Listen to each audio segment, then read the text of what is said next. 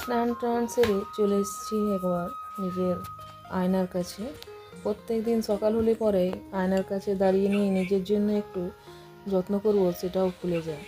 কদিন ধরে দেখছি এই স্কিনটা চড়চড় করছিল, তাই ভাবলাম একটু ক্রিম লাগিয়ে নিই।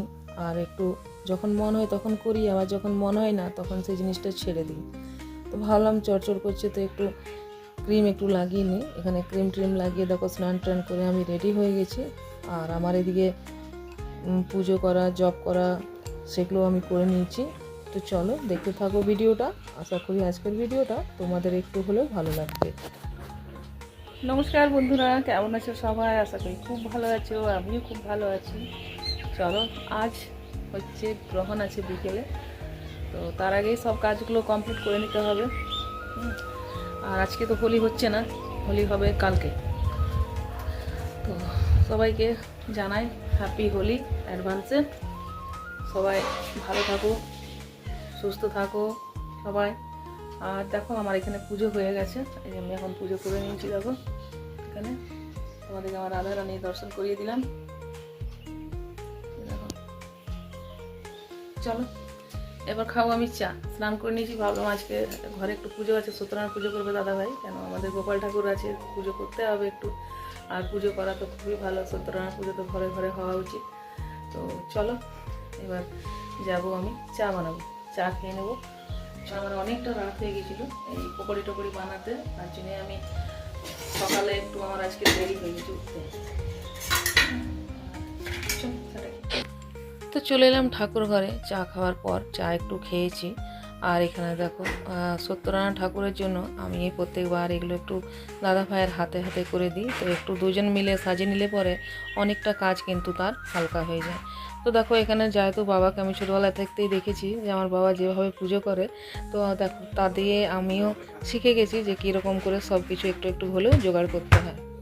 তো যাই হোক, এখানে আমি দেখো পান পাতা, সুপুরি, পৈতা, বাতাসা এগুলো সব দিচ্ছি। আর তোমরা দেখতে থাকো ভিডিওটা। তো চলো শুরু করছি আজকের ভিডিওটা। আর বন্ধুরা, ভিডিওটা একটু আমি লেটে ছাড়ছি। তো লেটে ছাড়ার কারণ হচ্ছে আমার শরীরটাও কদিন একটু ভালো ছিল না। আর যেরকম ভিউজ আসে না, তো একবার ভাবি যে ভিডিও ছাড়বো কি ছাড়বো না, তার জন্য ভিডিওটা ছাড়তে আমার দেরি হয়ে গেছে। আর দেখো এখানে আলপনা আমি দিয়ে দিচ্ছি। তো যতগুলো ভিডিও একটু করে রেখেছিলাম, ভাবলাম তোমাদের সাথে একটু শেয়ার করি, একটু হলেও তোমাদের ভিডিওটা ভালো লাগবে। আর তোমাদের যদি ভিডিওটা ভালো লেগে থাকে তো প্লিজ একটা লাইক করে দিও। আর যারা নতুন বন্ধু আমার ভিডিও দেখতে ভালোবাসো, তো চ্যানেলটাকে সাবস্ক্রাইব করে বেল আইকনটা প্রেস করে দিয়ে যেও, যাতে নতুন ভিডিওগুলো তোমাদের কাছেও পৌঁছে যায়। তো এই যে দেখো এখানে আমি এরকমভাবে আলপনা দিলাম। অতটা ভালো পারি না, তবুও যতটুকু পারি কাজ চালাও আমি করে নিই। তো এখানে দেখো আলপনাটা দিয়ে তারপরে আমি যাব রান্নাঘরে। তো এইদিকে একটু গোছগাছ করে দিব, তারপরে কি করছি না সবটাই তোমাদের সাথে অবশ্যই শেয়ার করবো। তো এখানে দেখো সিন্নির জন্য আমি যা যা দরকার ছিল এর মধ্যে সব কিছু দিয়ে দিয়েছি। দাদাভাই ওইটা ভালো করে করে নেবে। আর এই যে দেখো এখানে ফুলের মালাগুলো ঠাকুরকে একটু হাতে হাতে আমি দিয়েছিলাম যাতে পরিয়ে দেয়, কেন জায়গাটা আমার ঠাকুর ঘরের অনেকটাই ছোট। আর এখানে ওইটুকু করে যেমনভাবে পুজো দিচ্ছি। চলো এরপর আমিও রান্নাঘর থেকে যাবো। আর এখানে দাদাভাই সমস্ত জোগাড় আমরা দুজন মিলে করে নিয়েছি।